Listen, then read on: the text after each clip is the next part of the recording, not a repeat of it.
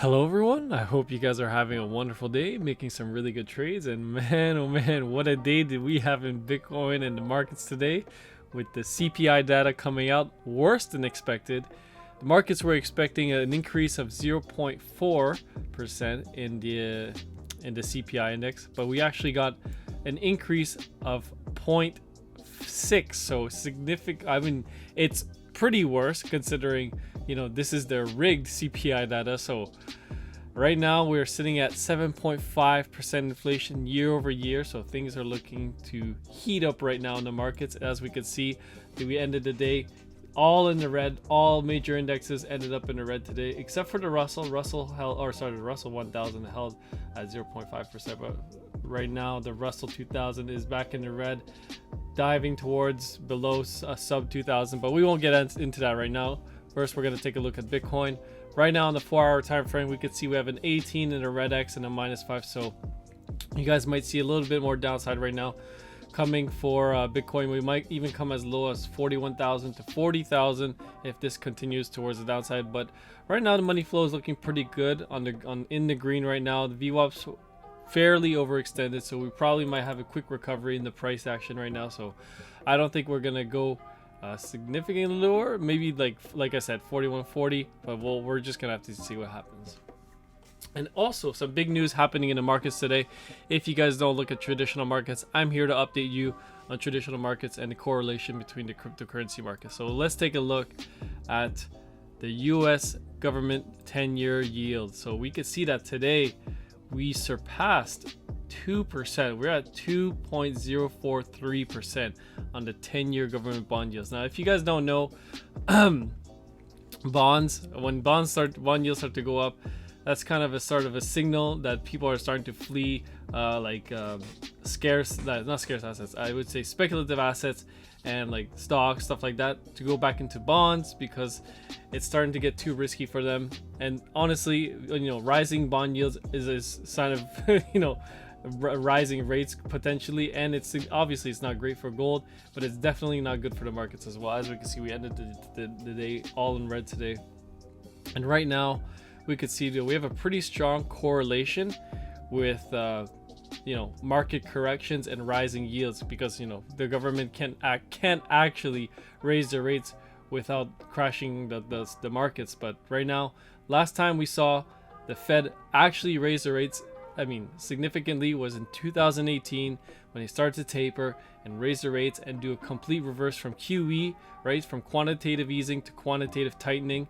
And when the yields broke out of that major downwards trend line that I've posted in the Google Sheets, we reached a high of 3.1%. And once we reached that peak at 3%, the markets took a bit of a correction back in 2018, a 30% or 21% drop in stock market, which is pretty significant.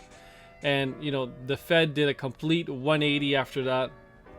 After they realized the markets are dropping, they reversed the interest rate hikes and went back to quantitative easing, said we're not ready for that, it's not time to raise the rates. And now the yields have dropped again. Once they dropped during the stock market crash of 2020, we went right back into QE, even more QE, quantitative easing on steroids, and we flung ourselves all the way to new all-time highs in the composite index right here, as you guys can see, for the Nasdaq. And Nasdaq has a strong correlation for Bitcoin as well. And right now we can see the yields spiking again. Now we're back at 2%, and we've broken that major trend line. This is the weekly time frame, by the way.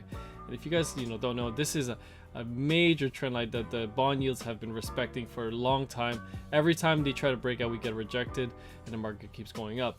Now, when the bond yield starts to spike, and if we get past 2% and we keep going up towards the upside, and even if we reach 3%, then market's probably going to start tanking and retracing significantly. And then you can start to expect some pretty some pretty big downside in the crypto markets as well. So just a big heads up for you guys. I want everybody to know about this and make everyone aware. Hopefully you guys appreciate all the analysis I do for you guys. And you guys have been awesome. We're at 7,900 subscribers. We're almost at 8,000. Right now we're getting a bit of a drop in Bitcoin. Once again, today we did have a lot of volatility. As we can see, this candle right here was pretty crazy. We spiked up to 45,700, then dropped to 43,000, and oh man, what a day. We went back to 45,000, or as high as 45,800, and now we're back down to 43,400. Now, do I think that we're gonna go towards, do we have more downside to go? It's possible. It's possible. We could even come as low, like I said, as 40,000 to maybe 39,200. I am currently in a short position, so if you guys want to see my trades, you can join the Discord, become a gold member. You get access to all my charts, and as we can see today, gold had a nice rally, up to $18.41, at which point we got rejected, and now we're down almost 1% on gold. So didn't make a trade today on that because I'm already in a trade in oil, and it's a pretty significant trade for me. And right now we'll take a look at oil quickly. We'll just revert this chart back to normal. Oil respecting, oh, not this chart right here. Well, I guess we'll load up another chart. I don't really want to show my position in oil, so I guess we'll hold off for that. So if you guys want to see my oil trade, you guys can definitely join the Discord. But yeah, basically we have a big major trend line on the weekly time frame. I'll draw it out for you guys here quickly, and at this point, this is where I'm shorting oil, and I believe we have a lot more downside to come for the time being.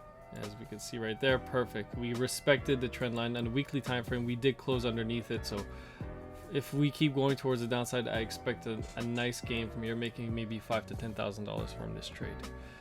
So yeah, overall markets are pretty shaken up today with the CPI index. I was actually pretty surprised from the rally we got in the stock market this morning. Tech sector leading it, but overall we ended the day in the red. And I don't think that it's over yet. I don't think we're out of the woods. I still think we have a lot more work to do towards the downside. We could see the VIX spiking today, 19%, and the DXY, as we can see, the DXY has been, trying to fight to get back above this red trend line right here. And right now we just opened a candle above it, and we are in the red for now. But DXY spiking is bearish for Bitcoin. DXY falling is bullish for Bitcoin. So always take a look at the DXY as a leading indicator for Bitcoin to be bullish or bearish. Oof, what a day. Anyways, guys, thanks for listening. I hope you guys have a wonderful day. Make some really good trades. And if you haven't already, definitely join the Discord. You guys can use my link to trade on Bitget and Delta. Links in the description. Help support the channel out. Peace. Hey guys, thanks for watching my video. Really appreciate the support, and just wanted to let you guys know that I'm going to be trading futures and options on Delta Exchange. You guys can definitely check them out. I'm very excited to partner up with them. I'm going to be trading perpetual contracts and option futures. So very first time you can be trading crypto futures and options with you guys. Definitely check them out. You guys can use my referral link in the description. If you need any more information, definitely join the Discord. I am happy to help you. Love you guys. Peace.